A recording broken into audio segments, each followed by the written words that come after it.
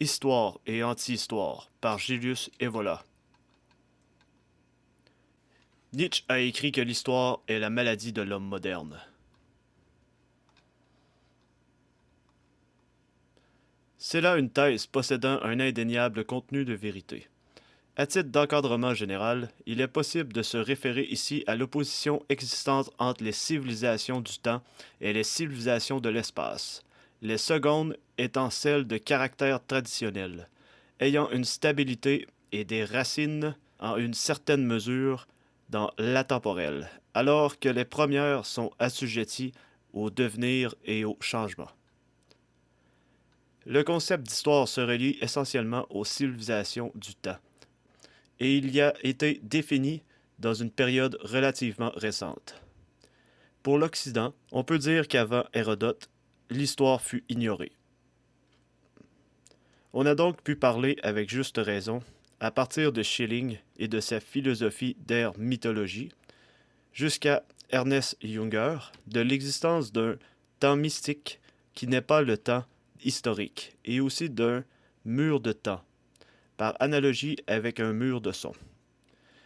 Il y a été également noté que si avant le 5e siècle de l'ère païenne, siècle qui, pour tout un groupe de cultures représenta la période d'une crise, selon René Guénon, il n'est pas possible d'établir une histoire positive, à moins que, suivant en ceci, Bachofen, on ne veuille considérer la légende et le mythe comme des documents historiques. Ceci est dû non tellement à la rareté et à l'insuffisance des témoignages, mais bien plutôt à quelque chose d'intrinsèque, à savoir qu'au-delà de cette limite, on rencontre une sorte d'immobilité en ce qui concerne l'essentiel, et que l'on trouve des civilisations qui sont davantage de l'espace que du temps. À l'époque moderne, on s'en est allé chercher la réalité dans une perspective non seulement historico-temporelle, mais encore progressiste.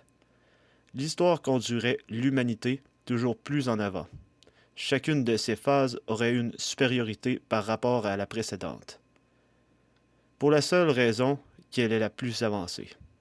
Ce qui peut être dénommé un fétichisme de la temporalité, fort évident là où l'on se met à écrire histoire avec la majuscule. À cet égard, le contraste avec la conception traditionnelle est patent, et a un double point de vue. En effet, dans le monde de la tradition, il est possible de relever une tendance à annuler le temps en se reportant à l'origine intemporelle. Une telle tendance, avant même Eliade, avait été constatée par Huber et Mauss. Il s'agit comme de nous remonter à rebours du temps, jusqu'à parvenir à une limite où le temps est, pour ainsi dire, aboli. Mythes, usages et rites divers attesteraient cette tendance à surmonter le temps en donnant à son développement un décours cyclique, le cercle étant considéré, ainsi chez les néoplaticiens, être une image mobile de l'éternité. De là aussi l'idée désormais usée et presque toujours erronée de l'éternel retour. On arrive ainsi à des conceptions comme celle de l'année cosmique et des kalpas hindous. En second lieu, on oppose à l'interprétation progressiste du développement temporel à conception régressive de celui-ci, laquelle prévaut dans le monde traditionnel. En sa forme la plus connue, elle est exprimée par la doctrine des 4 âges selon la formulation occidentale. Ils vont régressivement de l'âge d'or à l'âge du fer. Et, selon la formulation hindoue, de l'ère de l'être ou de la vérité, Satya Yuga, à l'ère obscure, Kali Yuga. En une certaine manière, pour la pensée profane moderne, c'est de cette conception qu'est née celle du crépuscule de l'Occident, vulgarisée par Spengler, dont on ne rappelle pas habituellement les présuppositions. Spengler, lui aussi, professe la théorie des cycles de civilisation, et il croit même à une correspondance morphologique entre eux, voire même à une discontinuité qui leur serait propre. Il appelle, pathétiquement, crépuscule la phase terminale de chacun d'eux, phase qui interviendrait de façon inévitable. Il s'ensuit qu'il s'agit d'une idée qui ne s'applique pas au seul Occident. Spendler n'a pas résisté à la tentation d'associer deux termes, car Occident, en allemand, Abendland, qui veut dire aussi la terre du crépuscule, en sorte qu'on en aura globalement le crépuscule de la terre du crépuscule. En ce qui concerne le mirage, non seulement de la temporalité historique, mais aussi de la perspective progressiste. Carl Schmitt a révélé ce qui suit. Alors qu'à partir des premiers mouvements révolutionnaires et socialistes européens, les gauches ont systématiquement élaboré et perfectionné leur historiographie, en tant que toile de fond pour leur action de subversion. L'exemple classique étant celui de Karl Marx. Rien de semblable ne s'est manifesté dans le camp opposé, dans celui de la droite, où tout se réduit ici à quelques essais sporadiques, d'une façon nullement comparable, pour la cohérence, le radicalisme et l'ampleur d'horizon avec ce que la gauche possède depuis longtemps en un tel domaine. Cela est juste en grande partie.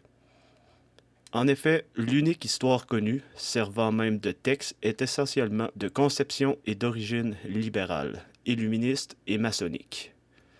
Elle se réfère aux idéologies du tiers-État qui n'ont servi qu'à préparer le terrain des mouvements radicalisants de gauche, étant donné qu'elle possède elle-même un substrat essentiellement antitraditionnel. Une véritable historiographie de droite attend encore d'être écrite, ce qui constitue un titre d'infériorité vis-à-vis du rassemblement opposé qui lui correspond. En effet, il faut reconnaître que l'historiographie de gauche a su porter son regard sur les dimensions essentielles de l'histoire. Au-delà des conflits et des bouleversements politiques épisodiques, au-delà de l'histoire des nations, elle a su découvrir le processus général et essentiel qui s'est réalisé au cours des derniers siècles, dans le sens du passage d'un type de civilisation et de société à un autre. Que la base de l'interprétation ait été, à cet égard, économiste et classique, n'enlève rien à l'ampleur du tableau d'ensemble, tracé par la ladite historiographie, laquelle, comme réalité essentielle, outre la réalité contingente et particulière, nous montre dans le cours de l'histoire la fin de la civilisation bourgeoise, libérale, capitaliste et industrielle pour nous annoncer, après celle-ci, la réalisation commençante d'une civilisation socialiste et finalement communiste. Ici, la révolution du tiers-État et celle du quatrième État sont reconnues en leur enchaînement naturel, causal et tactique. On en vient à considérer l'idée de processus supérieur auquel, sans le vouloir ni le savoir, on servit d'intermédiaire. Les égoïsmes plus ou moins sacrés des peuples, les rivalités des ambitions de ceux qui ont cru faire l'histoire sans sortir du domaine du particulier. On étudie donc les transformations d'ensemble de la structure sociale et de la civilisation, qui sont l'effet direct du jeu des forces historiques, en reléguant justement l'histoire des nations dans la simple phase bourgeoise du développement général. En effet, les nations ne sont apparues dans l'histoire en tant que sujet d'elles, qu'à partir de la révolution du tiers-État et comme une conséquence de celle-ci. C'est ainsi que pour l'époque moderne, il est possible de constater un double fétichisme. En premier lieu, celui de l'histoire déifiée et interprétée de manière historicisme, à écrire avec la majuscule.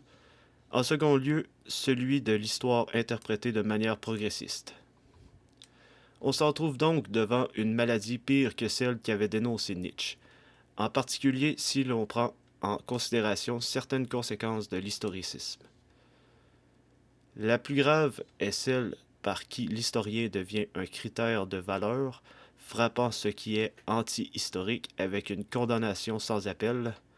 On sait que Benedetto Croce lui-même finit dans cette impasse et qu'il ne put s'en tirer que grâce à son habileté dialectique, stigmatisant souvent comme anti-historique ce qui, bien que réel, ne lui plaisait pas ou ce qu'il n'approuvait pas. Des cas plus graves furent dénoncés par Adriano Tilger dans son pamphlet Histoire et anti-histoire, à propos de ceux qui sont prêts à accorder le sceau de l'historicité à ce qu'il avait tout d'abord défini anti-historique. Il s'agit de la moralité du fait accompli. La démythisation de l'histoire est donc une exigence imprescriptible pour ceux qui veulent considérer les faits avec clarté. Trop souvent, l'histoire est un sophisme de la paresse et de l'inertie. Car pour elle, vaut ce qu'Émile Boutreau écrivit à propos de la nécessité naturelle, le fait que des eaux coulent dans un lit donné n'empêche pas que ce sont elles qui le creusent. C'est pourquoi on ne devrait jamais oublier qu'il y a d'abord l'homme et ensuite l'histoire, et qu'en outre, l'homme vrai ne se laisse pas prendre la main par ses créatures. Certes, des contingences peuvent s'imposer, mais il sied alors d'appeler les choses par leur nom véritable, d'avouer notre propre insuffisance et de ne pas recourir comme à un alibi à la presque personnifiée, ultra-puissante de l'histoire. Pour finir, rappelons que toute conception de l'homme, pris en sa totalité, reconnaît en lui deux dimensions, une dimension horizontale et une dimension verticale. En ne considérant que la seule dimension horizontale finirait plus ou moins dans le darwinisme, et précisément dans l'historicisme, l'homme serait seulement un des êtres de la nature, sans nulle dignité, propre et surélevée. Sinon de l'histoire telle qu'elle est conçue en Occident, il ne serait qu'un produit de ce que la philosophie hindoue appelle le samsara, terme qui implique toutefois divers facteurs subtils hyperphysiques, et point seulement biologiques sujets à influer. Seule la présence d'une dimension verticale permet de parler de l'individu comme une personnalité, et cette dimension n'a pas une histoire selon le sens courant d'ici-bas.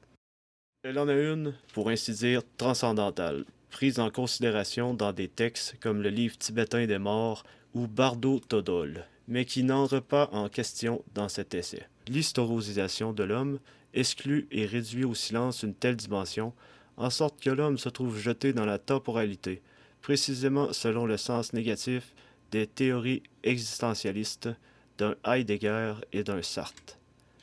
Le problème de l'histoire et de la position à assumer est donc digne d'être pris au sérieux, car il ne peut être l'objet de simples spéculations philosophiques. Ce que les mythiques allemands du Moyen Âge appelaient l'Enterwerdung, s'il est entendu au sens d'une dissociation de l'homme par rapport à la loi du devenir, équivaut donc au fait de prendre sa distance aussi vis-à-vis de l'histoire et correspond dans la tradition extrême-orientale à se transférer de la périphérie en mouvement du cercle, l'hellénique cercle de la génération, dans le centre immobile de ce cercle, transfert qui est une condition pour la conquête de l'incomparable sécurité et de l'immortalité.